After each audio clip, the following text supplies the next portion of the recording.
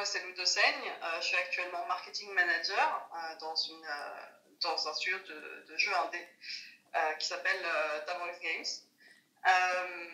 Mon parcours, donc ça fait environ 7 ans que je suis dans le jeu vidéo maintenant, dans le marketing digital en général en fait.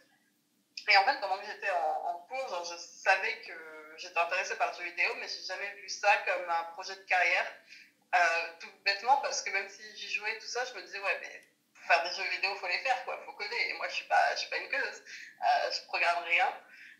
Je sais pas comment est-ce qu'on fait un jeu vidéo, enfin voilà, j'étais un petit peu là-dedans. Et je sais pas, il y a un moment dans mon master, j'ai eu un genre de déclic et je me suis dit, mais attends, eux aussi ils sont dans le marketing. C'est con, hein, mais c'est vraiment comme ça que ça m'est venu.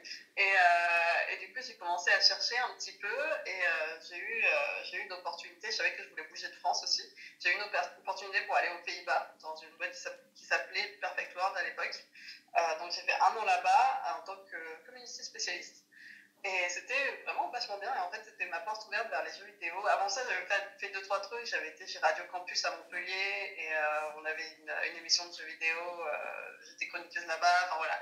J'avais fait des petits trucs, mais c'était toujours des petits trucs et je ne me voyais pas vraiment rentrer dans le monde du jeu vidéo. Et en fait, je suis passée un paradis de porte, un petit peu dur, en envoyant juste des CV comme ça, en me disant peut-être que ça va passer, et c'est passé.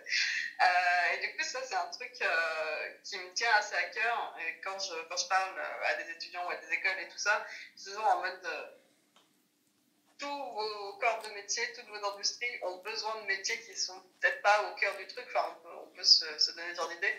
Pour moi, c'était le marketing. Pour d'autres, ça va être le RH. Enfin, on a besoin de tout ça. Hein. On a besoin de office manager, j'en sais rien. On a besoin de tout ça.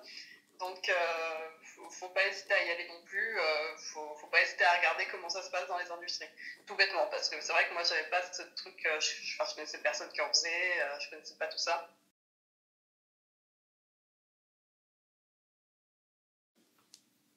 Alors, une journée type, comme tu l'as dit, il y a assez peu de journées types dans le jeu vidéo. En fait, ça va beaucoup dépendre. Donc, de toute façon, ce que je vais dire, par exemple, là, je suis marketing manager.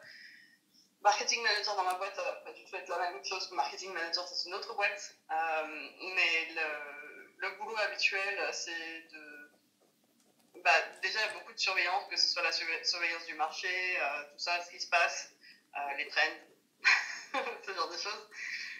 Mais aussi surveillance des équipes, donc parler avec les producteurs, aller voir. Moi, je sais que je suis déjà à mettre les bains dedans et aller voir directement les studios. Il y a certains producteurs qui préféreraient que non, parce que c'est eux qui sont censés faire la centre des choses. Mais vu qu'on est indé, c'est un truc que j'aime beaucoup avec l'univers indé. Donc, comme on est très peu dans le métier, ça finit par être un petit peu tous les métiers à la fois.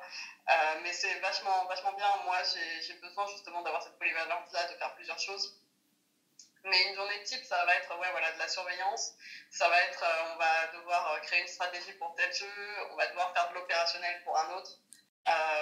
C'est rarement ultra stratifié, genre l'opérationnel, puis les managers et ceux qui font la stratégie. C'est rarement comme ça. C'est souvent un petit peu combiné.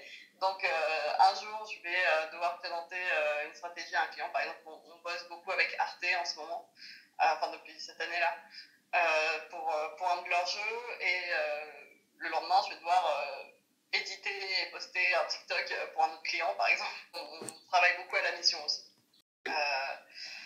Donc voilà, je travaille aussi en équipe beaucoup. C'est pas un boulot qui se fait seul, le jeu vidéo. Quand je dis que je vais voir les studios, c'est qu'on est souvent pas forcément en réunion, mais juste en discussion avec l'équipe programmation, avec l'équipe, les community managers, avec les game designers, les narrative designers, enfin voilà, il y a tout ça. Et c'est super important pour la communication, pour l'information et tout ça.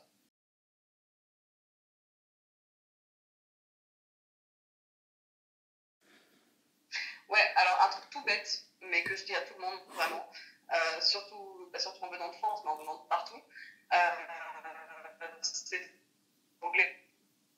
Je dis pas être dingue non plus, mais tout se fait en anglais. Même dans des boîtes françaises, les choses se font en anglais parce que t'as presque 50% de chance que quand t'es face à quelqu'un d'autre qui n'est pas de ta boîte, ce soit en anglais. Enfin voilà, c'est vraiment une pratique super importante. J'ai eu l'exercice souvent d'être dans des boîtes françaises où tout se fait en anglais, genre tout le monde est français, tout le monde parle français, mais dans l'expectative que peut-être à un moment il y a une personne dans cette boîte qui parle pas français et qui soit anglophone, tout se fait en anglais. Même quand on cherche du boulot dans le jeu vidéo, les annonces sont en anglais. Voilà, bah, tu dois envoyer un CV en anglais, tu dois envoyer une lettre de motivation en anglais, parce que c'est une première étape. Même moi, hein, quand je recrute, au même niveau, j'ai un CV en français, un CV en anglais, je vais prendre le CV en anglais parce que la personne est plus à l'aise, connaît mieux et tout ça, et fait une démonstration directe de ce qu'elle peut faire.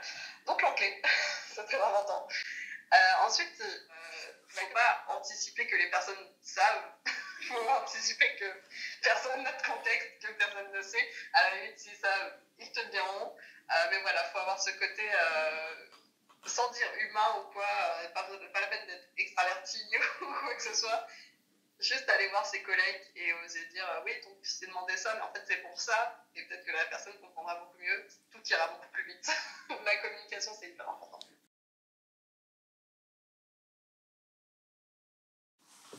Ouais, bah, alors j'en ai plein, c'est vachement bien. Comme je disais au début, je m'étais posé la question d'un métier créatif et tout ça. Bah là, même si c'est pas moi qui fais de côté créatif, t'es quand même dans une industrie créative.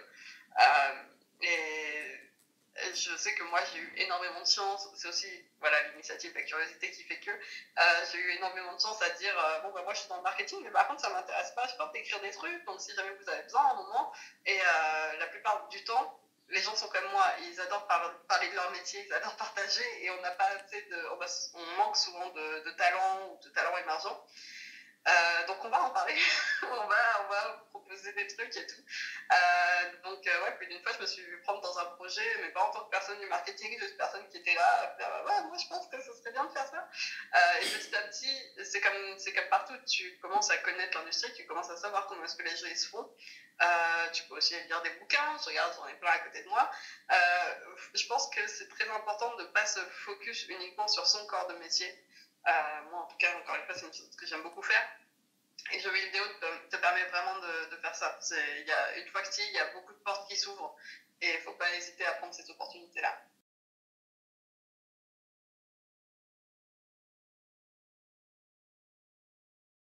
Alors, les points négatifs de l'univers du jeu vidéo, je pense qu'ils sont sans surprise pour personne. C'est malheureusement encore une industrie très sexiste, très misogyne, je parle en tant que femme, hein, bien sûr, mais sur plein de points, j'ai dû travailler avec des personnes qui ont été très problématiques. Et la plupart du temps, je n'ai pas travaillé avec parce que c'était soit mal fini, soit. Voilà. Et en fait, on a perdu d'énormes talents comme ça. Il y en a qui sont revenus, bien sûr, au bout d'un moment. Mais on a perdu énormément de gens qui auraient été géniaux dans cette industrie parce que juste, il y a un moment où tu ne peux pas faire face à la négativité comme ça tous les jours. Je ne dis pas que tous les studios sont comme ça. Loin de là, j'ai eu de très très bonnes expériences. J'ai toujours travaillé avec des gens incroyables. Mais en fait, c'est comme partout. Il suffit qu'une personne soit comme ça dans une boîte et qu'en plus, ce soit quelque chose qui soit plus ou moins accepté entre grosses guillemets. Et voilà, on laisse faire la personne et c'est les victimes qui partent le plus souvent parce qu'elles ont besoin de se protéger elles-mêmes. Cela dit, il y a énormément de choses qui sont mises en place. Il y a énormément d'avancées là-dessus. Les entreprises, tu vois, genre, les entreprises le prennent en compte et ça pourrait n'être que du marketing, mais eux, si c'était que du marketing, ils sont obligés de le faire. Donc moi, ça va très bien. Il y a des associations comme WIG, Women in Games, qui travaillent justement à mettre en avant les personnes minorisées, donc les femmes, mais pas que, toutes les personnes minorisées. Enfin voilà, il y a plein de choses qui sont mises en place. Maintenant, je sais que j'aimerais aller vers un côté un petit peu plus stratégique, mais pour autant, je ne peux pas laisser l'opérationnel complètement derrière moi. Et j'aimerais vraiment rentrer plus dans l'acte de création de jeux vidéo. Je sais que je m'intéresse au game design, par exemple. Je m'intéresse au narrative design, tout ça. Est-ce que je le ferais professionnellement? Je ne sais pas. Je sais que c'est quelque chose que j'aimerais faire à côté, dans des game jams par exemple. J'aime bien bidouiller un peu, créer mon propre petit jeu, mais je pense pas que c'est quelque chose que je deviendrai professionnellement créatrice de jeux vidéo. Mais tout ce qui est soutien de plus petits studios avec ce que je sais, travailler pour un publisher, c'est plutôt mon truc, parce qu'il y a vraiment ce côté, et on travaille avec des autres, et on travaille avec des plus petits, et on les aide, et côté marketing et programmation, qui est super intéressant. Mais voilà, je pense que ça pourrait être très sympa de rentrer plus dans la création. Je ne sais pas dans quel sens réellement.